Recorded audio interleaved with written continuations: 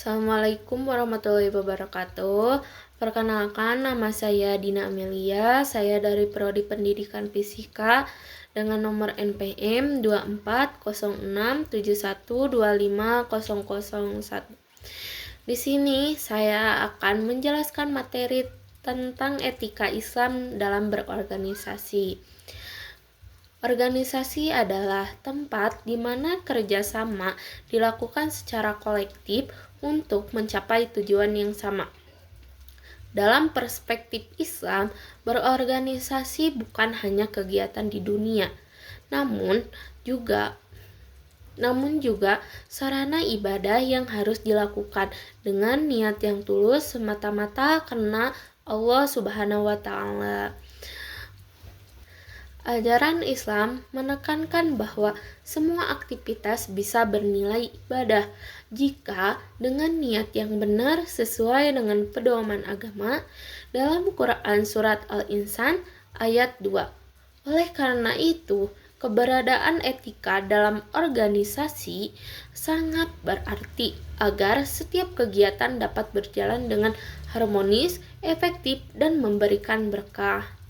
Yang pertama ada niat ikhlas. Setiap aktivitas dalam organisasi harus didasari dengan niat yang tulus, hanya mengharapkan keridhaan Allah. Niat yang ikhlas ini berfungsi untuk mencegah pola pikir mencari keuntungan pribadi atau kelompok secara berlebihan, yang dapat merusak organisasi dan hubungan antara anggota. Hal ini sejalan dengan firman Allah dalam Quran Surat Al-Bayyinah ayat 5 yang menyatakan bahwa ibadah harus ditujukan kepada Allah semata. Yang kedua ada amanah atau tanggung jawab. Setiap anggota organisasi wajib melaksanakan tugasnya dengan penuh tanggung jawab. Sebagai bentuk amanah yang diberikan kepadanya, amanah adalah kewajiban yang memiliki bobot berat sebab ada risiko pertanggungjawaban di hari kiamat. Dalam Quran Surat An-Nisa ayat 58, Allah memerintahkan agar amanah diberikan kepada orang yang berhak dan dilaksanakan dengan adil. Musyawarah. Dalam organisasi, pengambilan keputusan harus dilakukan melalui musyawarah yang adil serta menghargai pandangan semua anggota.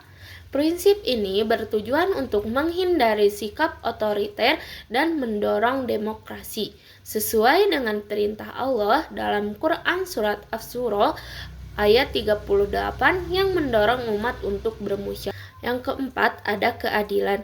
Keadilan harus ditegakkan tanpa ada unsur keberpihakan.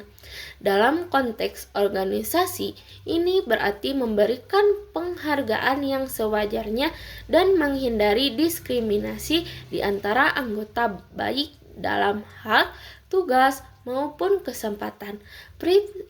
Prinsip ini selaras dengan Al-Quran Surat An-Nisa ayat 135 yang menegaskan bahwa penting untuk menegakkan keadilan meskipun kepada diri sendiri atau anak keluarga.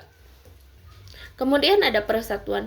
Interaksi antara anggota harus berlandaskan pada semangat persaudaraan Islam dan saling mendukung untuk menciptakan suasana kerja yang harmonis dan saling menjaga.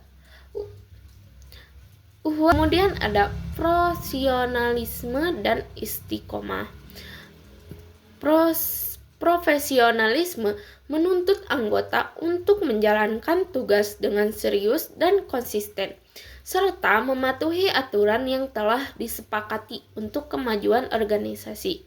Istiqomah atau konsisten dalam nilai dan tindakan menjadikan organisasi dapat dipercaya dan terus berkembang. Kemudian ada transparansi dan kejujuran.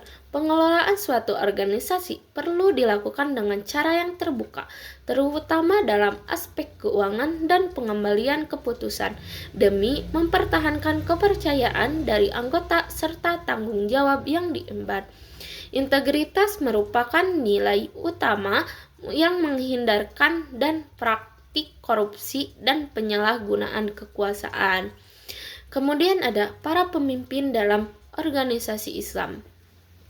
pemimpin dalam organisasi Islam seharusnya menjadi contoh yang baik dengan menanamkan nilai-nilai seperti kejujuran, amanah, keadilan, dan keterlibatan. Pemimpin yang menolak musyawarah dan bertindak secara otoriter tidak sejalan dengan ajaran Islam. Seorang pemimpin berkewajiban untuk memberikan arahan, memotivasi, dan memelihara hubungan harmonis di antara anggota. Nabi Muhammad SAW merupakan teladan pemimpin yang adil dan bijak dalam mengelola komunitas. Kemudian ada implementasi praktis dalam organisasi Islam yang mengutamakan kepentingan kolektif di atas kepentingan individu atau kelompok. Saling menghargai dan memelihara etika berkomunikasi dalam interaksi sehari-hari, menjauhi fitnah, gibah, dan pemusuhan, menyelesaikan perselisihan dengan cara yang baik dan damai berdasarkan prinsip amar ma'ruf nahi munkar, melaksanakan pelatihan secara berkala, dan evaluasi untuk meningkatkan kesadaran serta kepatuhan terhadap etika dalam organisasi. Kesimpulannya adalah etika Islam dalam konteks organisasi mengharuskan anggota dan pemimpin untuk menjadikan organisasi sebagai wadah amal dan ibadah dengan mengutamakan keikhlasan, amanah, musyawarah, keadilan, persatuan, profesionalisme, dan transparansi. Penerapan nilai-nilai tersebut dapat menciptakan organisasi yang harmonis, efisien, serta membawa manfaat baik di dunia maupun di akhirat. Kemudian ada referensi yang saya gunakan. Baik, terima kasih. Wassalamualaikum warahmatullahi wabarakatuh.